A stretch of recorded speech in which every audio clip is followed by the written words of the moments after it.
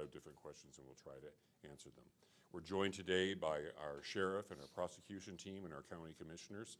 Jeff is going to be the only one speaking right now, and I'll introduce right now County Attorney Jeff Gray.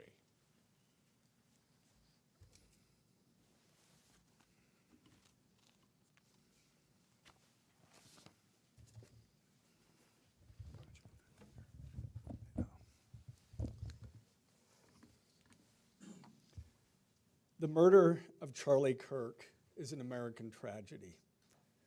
Charlie Kirk was murdered while engaging in one of our most sacred and cherished American rights, the bedrock of our democratic republic, the free exchange of ideas in a search for truth, understanding, and a more perfect union. It is also an offense against the state and to the peace and enjoyment of the people of Utah and of all those who visit here. But Charlie Kirk's murder also strikes a more personal and intimate chord. Charlie Kirk was first and foremost a husband and a father to two beautiful young children. He was a son, he was a brother, and a friend. Like all murders, the senseless and needless taking of Charlie Kirk's life has shattered the lives of those he loved and those who loved him. To Charlie's wife, Erica, his two young children, his parents, his family, and his friends, I express my sincere condolences and offer my heartfelt prayers on your behalf. I also want to express my concern for everyone who was at Charlie's Turning Point USA event at the Utah Valley University, and all who have been impacted by this tragedy. As county attorney, I am charged with bringing justice to those who offend our laws. I am charged with bringing justice for those who are harmed. I am charged with bringing justice for Charlie Kirk. I am committed to these aims. I take this responsibility seriously. Today, after reviewing the evidence that law enforcement has collected thus far, I am filing a criminal information charging Tyler James Robinson, age 22, with the following crimes.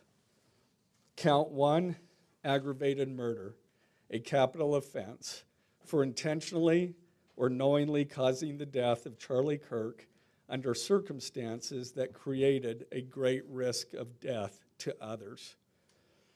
Count 2, felony discharge of a firearm causing serious bodily injury, a first-degree felony. The state is further alleging aggravating factors on counts 1 and 2 because the defendant is believed to have targeted Charlie Kirk based on Charlie Kirk's political expression and did so knowing that children were present and would witness the homicide.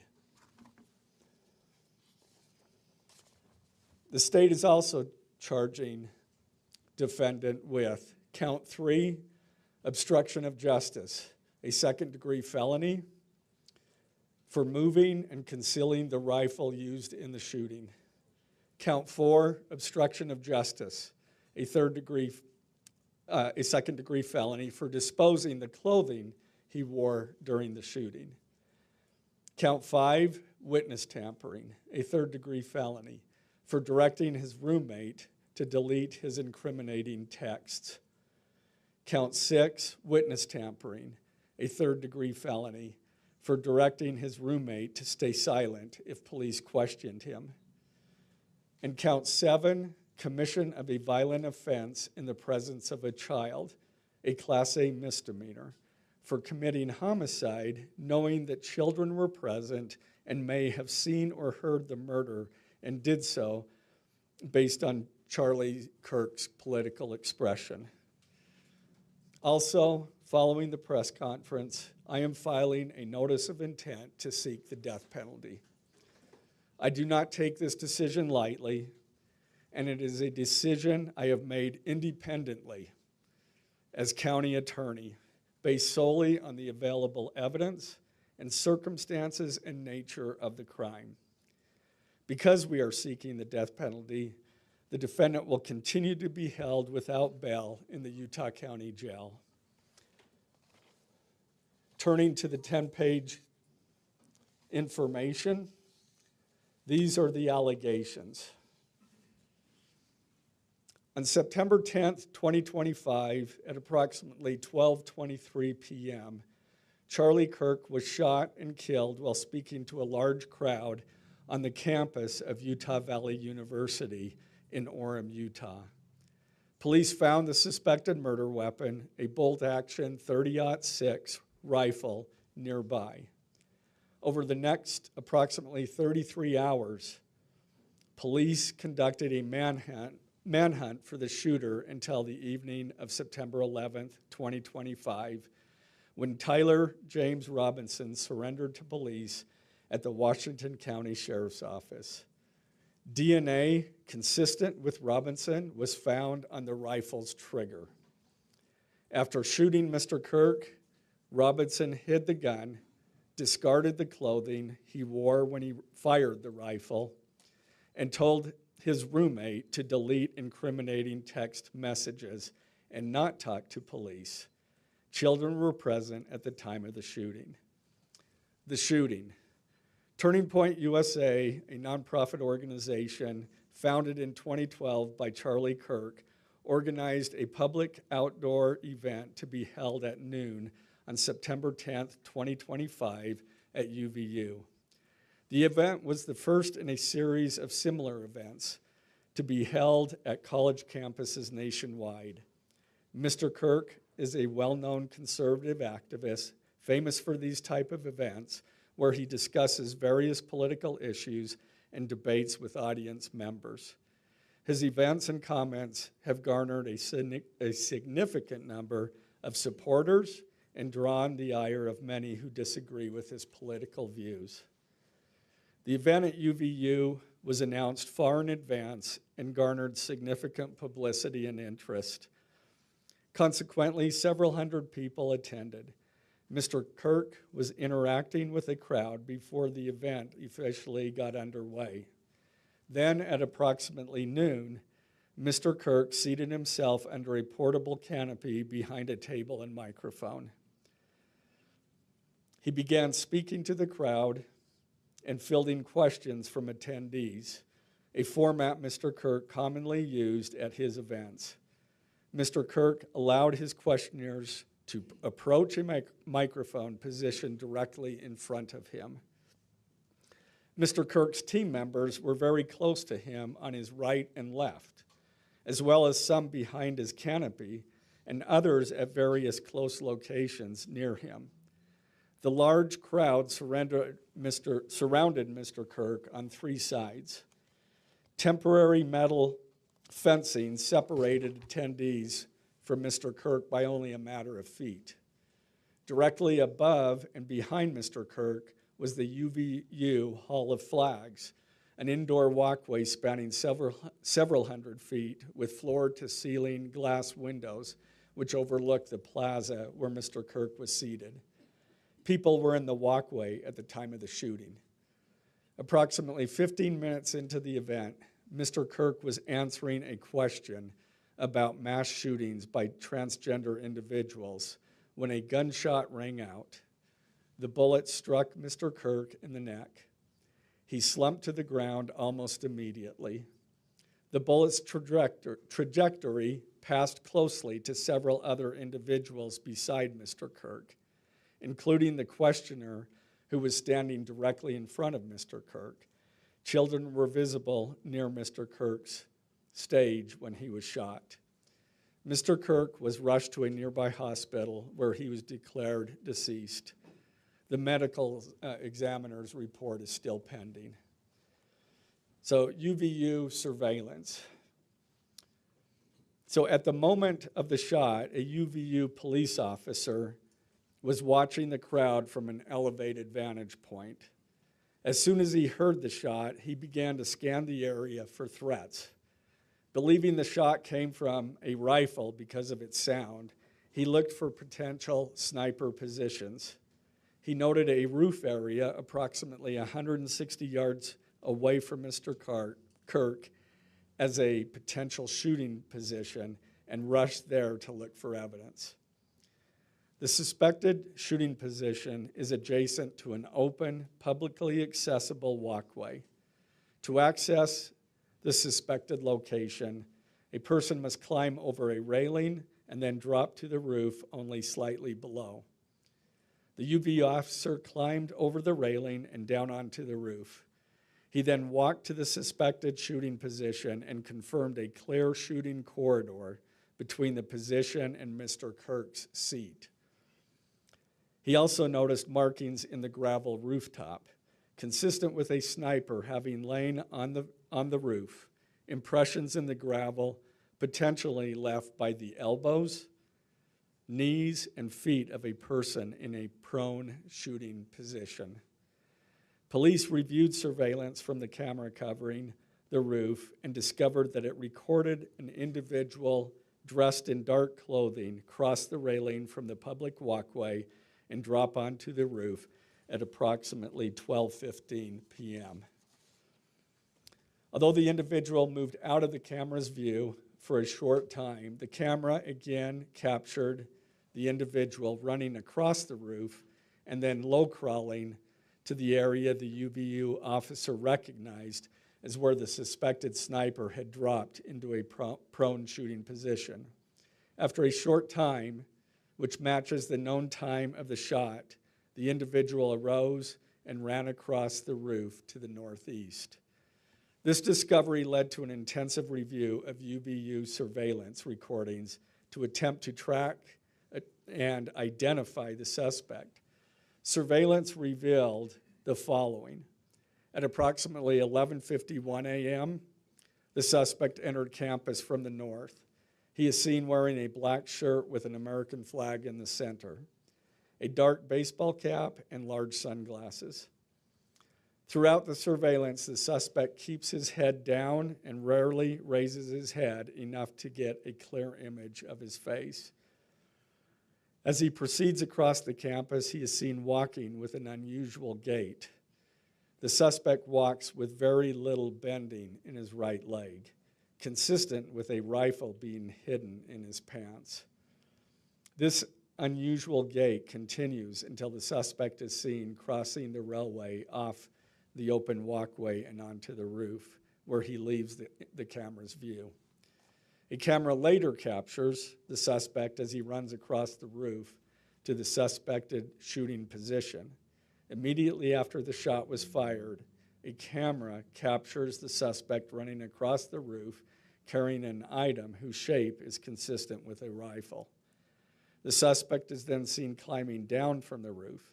He appears to drop the item he was carrying as he hits the ground in a controlled fall. He then picks up the item and runs toward the northeast end of campus. Expanded crime scene investigation. Law enforcement officers followed the suspect's escape path to the northeast end of campus, where they believe the suspect left campus and entered a wooded area. In that wooded area, investigators found a bolt-action rifle wrapped in a towel. The rifle contained 1 spent round and 3 unspent rounds. This is consistent with the facts officers observed at the time of and immediately after the shootings. No shell casings were found on the roof, suggesting a bolt action rather than an auto-loading weapon, and only a single round was fired. Each round in the rifle contained an etched inscription as follows. The fired cartridge was etched, "No Tice's bulge, OWO, what's this?" The second cartridge that was again not spent, the last 3 were not spent, were not fired. The second, "Hey fascist, catch," with arrow symbols. The third cartridge, "Oh Bella Chow, Bella Chow, Bella Chow, Chow Chow." The fourth cartridge, "If you read this, you are gay, LMAO. The rifle, ammunition rounds, and towel were sent for forensic processing. DNA consistent with defendant was found on the trigger, other parts of the rifle, the fired cartridge casing, 2 of the 3 unfired cartridges, and the towel. Law enforcement was unable to immediately locate the shooter, so they published photos of the shooter from the UVU surveillance cameras and asked for the public's help to identify him. Meanwhile, law enforcement continued to try to identify the shooter through other means. The Washington County investigation. On the evening of September 11th, 2025, as law enforcement continued their investigation, Tyler James Robinson went to the Washington County Sheriff's Office with his parents and a family friend to turn himself in. Robinson's mother stated that the following to police. On September 11th, 2025, the day after the shooting, Robinson's mother saw the photo of the shooter in the news and thought the shooter looked like her son. Robinson's mother called her son and asked him where he was. He said he was at home sick and that he had also been at home homesick on September 10th. Robinson's mother expressed concern to her husband that the suspect shooter looked like Robinson. Robinson's father agreed. Robinson's mother explained that over the last year or so, Robinson had become more political and had started to lean more to the left, becoming more pro-gay and trans rights oriented. She stated that Robinson began to date his roommate, a biological male who was transitioning genders.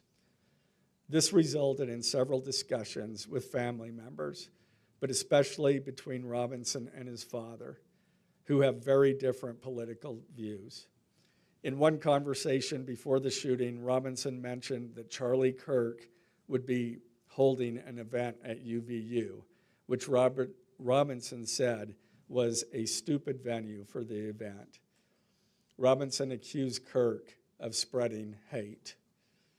Robinson's father reported that when his wife showed him the surveillance image of the suspected shooter in the news, he agreed that it looked like their son.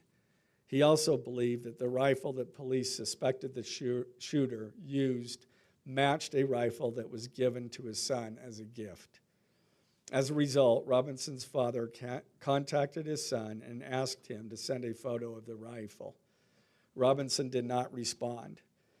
However, Robinson's father spoke on the phone with Robinson. Robinson implied that he planned to take his own life. Robinson's parents were able to convince him to meet at their home. As they discussed the situation, Robinson implied that he was the shooter and stated that he couldn't go to jail and just wanted to end it. When asked why he did it, Robinson explained there is too much evil and the guy, referring to Charlie Kirk, spreads too much hate. They talked about Robinson turning himself in and convinced Robinson to speak with a family friend who is a retired deputy sheriff. At Robinson's father's request, the family friend met with Robinson and his parents and convinced Robinson to turn himself in. The family friend spoke to police and reported telling Robinson that it would be best if he brought all evidence with him to the sheriff's office to avoid police having to search his parents' home.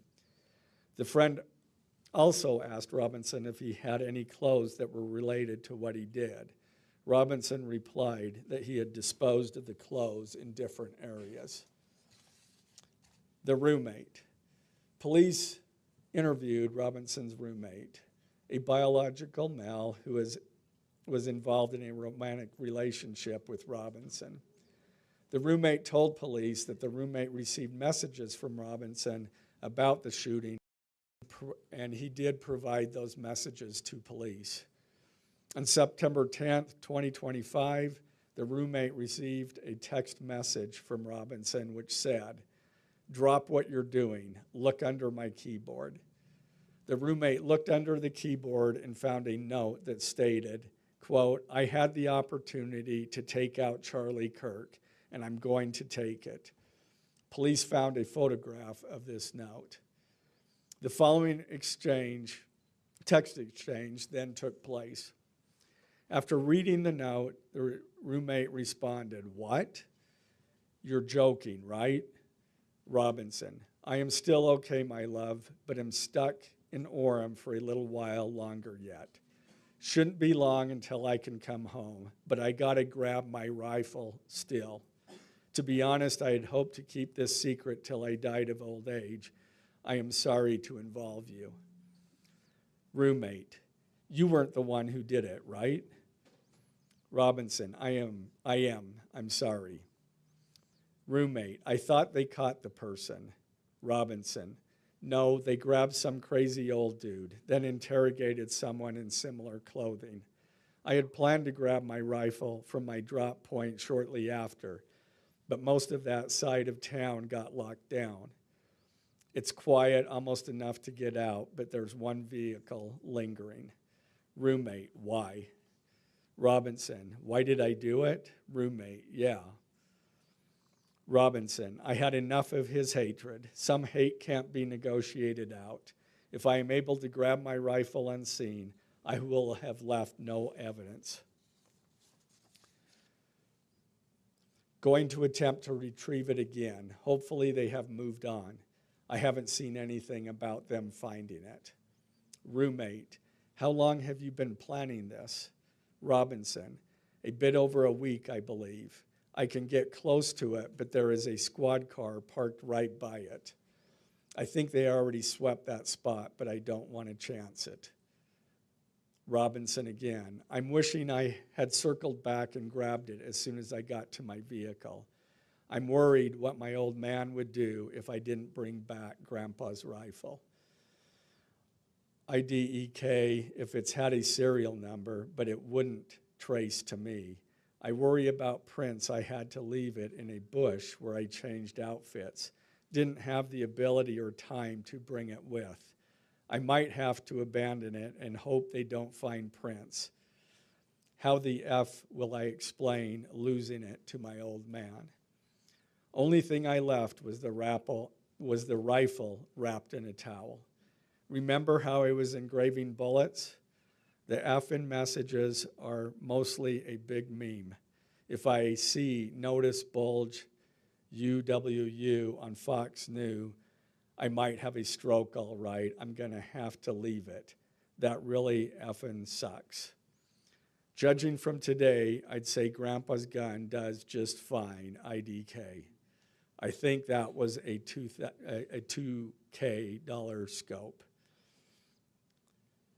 Wink, wink. Robinson again, delete this exchange. Again, Robinson, my dad wants photos of the rifle. He says Grandpa wants to know who has what. The feds released a photo of the rifle, and it is very unique. He's calling me, RN, not answering. Robinson, since Trump got into office, my dad has been pretty diehard MAGA. Robinson, I'm going to turn myself in willingly. One of my neighbors here is a deputy for the sheriff. Again, you are all I worry about, love. That came from Robinson. Roommate, I'm much more worried about you. Robinson, don't talk to the media, please. Don't take any interviews or make any comments. If any police ask you questions, ask for a lawyer and stay silent. The search for Robinson's residence. Police executed a search warrant on Robinson's residence.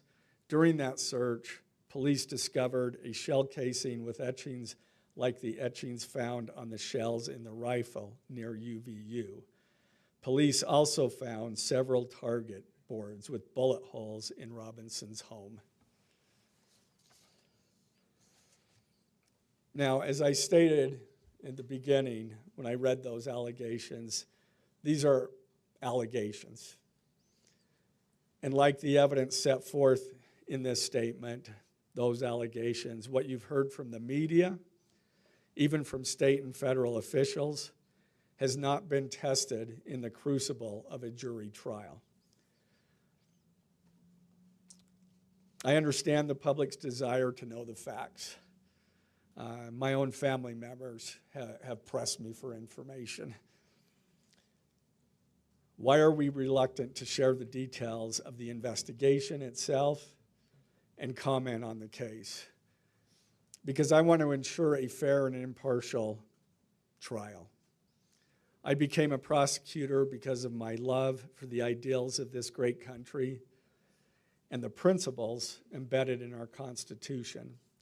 The free exchange of ideas and opinions is critical to this great American experiment, but so too are the protections afforded to the accused found in the Fifth and Sixth Amendments: the right against self-incrimination, the right to a speedy and public trial, the right to the effective assistance of counsel, the right to confront one's accusers, and the right to compel the attendance of witnesses.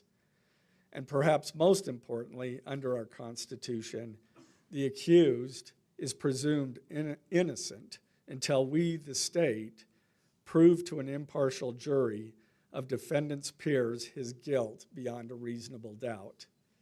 That jury cannot rely on our allegations, on what they hear in the news, or on what they hear from a public official.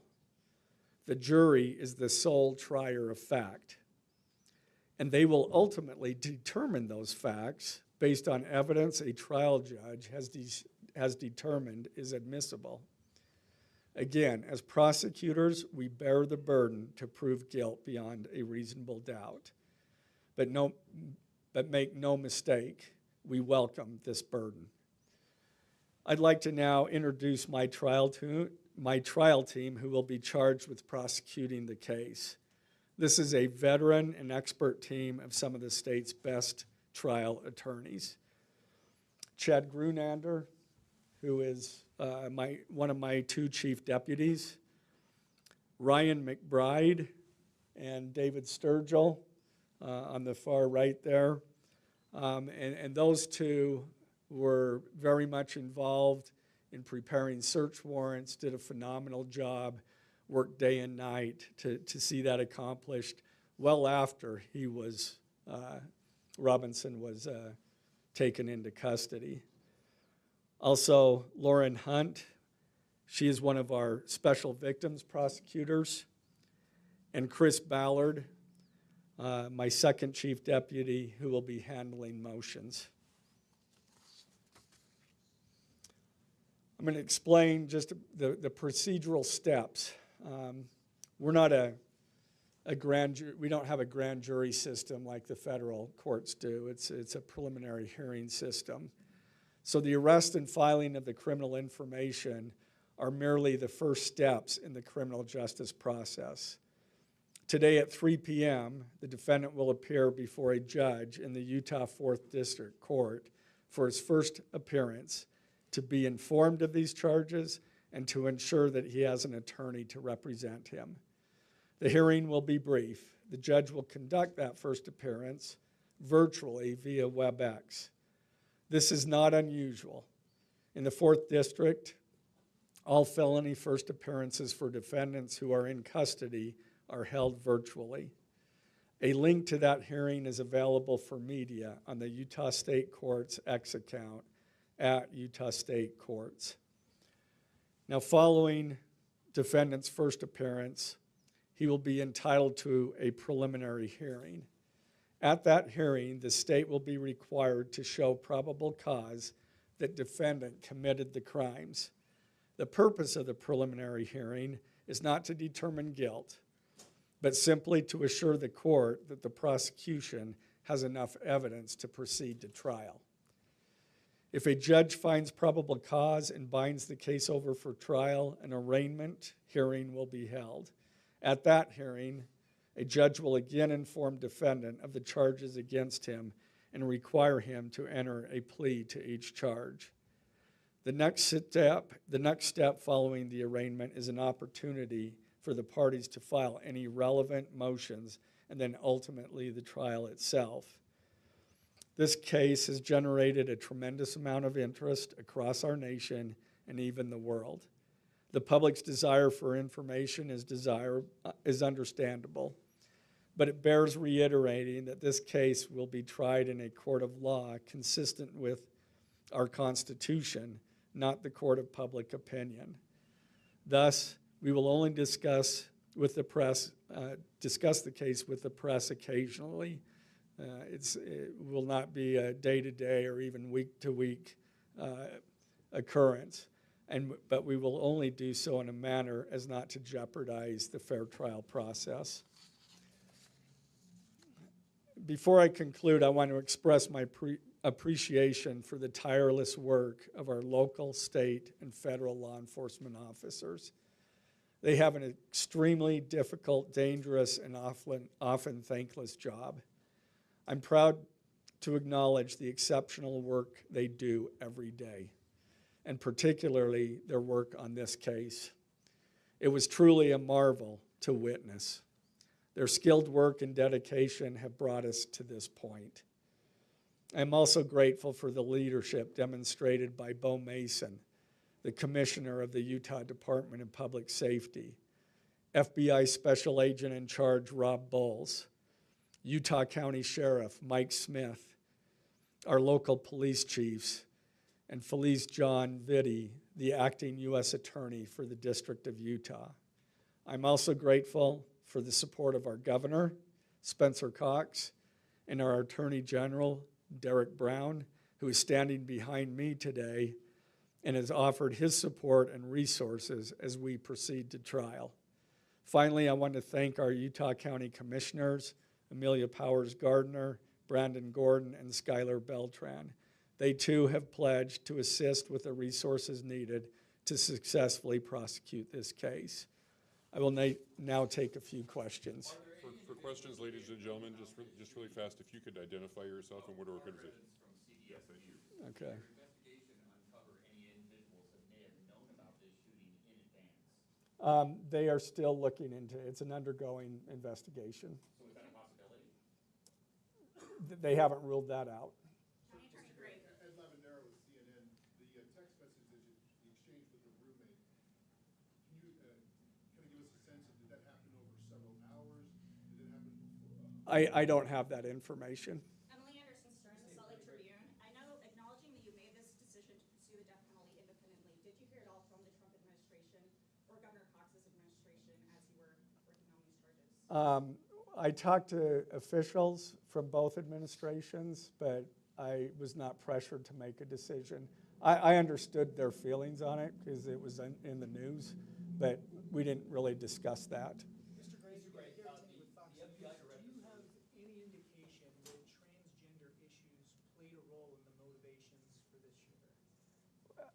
I'm going to stick to what I just stated in my public, in our information. I think that is pretty much set forth there. Mr. Gray, Ben Winslow, Fox 13 News. Just asking, are you planning to file additional charges against anyone else in connection with this? Again, we don't have any information at this point of additional suspects, but I know that our law enforcement agencies are continuing to follow leads. Mr. Gray, the FBI director today said that you are, quote, or that other people, a number of people, are being investigated and interrogated.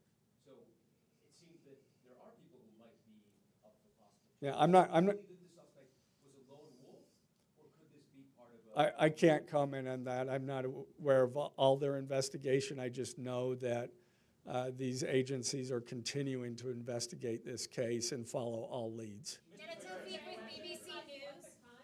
Would like to know, how does this possibly interface with any federal authorities? That's up to the feds. They have different charges, and they're reviewing the evidence. And after they review the evidence and the law, they could file charges, but I'm not privy to exactly what they're looking at. Jenna Tofik with the BBC. You spoke a lot about text messages with the roommate. The governor previously said the roommate is cooperating, but could we see charges against the roommate?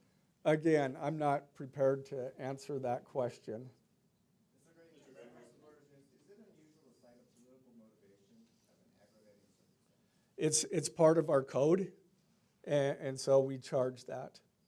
And Mr. Gray, Jim Sumac with KUTV, for those that aren't of a legal mind, is this a confession, the text messages? Is that legally a confession? And is he cooperating since he's been taken into custody? Ultimately, a judge will determine that at trial. And cooperation, has he spoken at all? Has he been cooperating since he's turned himself? Again, I'm not going to comment on that. Has he made any statements at all? Mr. Gray, Morgan Chesky, NBC News. Okay? What more can you tell us about the suspect's time online that some say radicalized him? I am not aware of that information. It's, again, still under investigation. And has he expressed any remorse so far about this attack? I am not going to comment on that. Is he continuing to not cooperate? I am not going to comment on that. Mr. Gray, the FBI director has been way out in front in terms of presenting evidence to the public. Your team has been very circumspect, very measured in what they let out. Has that hampered your investigation and the build-up to this? Well, as attorneys, we typically like to control that information to preserve an impartial jury and a fair trial. Excuse me? I don't have that information. Can you tell us more about what the family may have said in interviews? For his mother? What the family said is what I provided. Mr. Gray, do you anticipate that the defense will try to get this trial moved out of Utah County, and how will you respond to that? That, from where? From Utah County? That the defense will be from Utah County? Well, that they will try to get the trial moved to a different location? I couldn't predict what they're going to do. Can you say, is there any evidence to suggest that the timing of the shot and the question that was asked about mass shootings, transgenders, is that more than coincidence? That will be for a jury to decide. Mr. Gray, are you confident that the roommate had no part of this attack whatsoever? Again, I'm not going to comment on the evidence. But the evidence so far, does it show any involvement?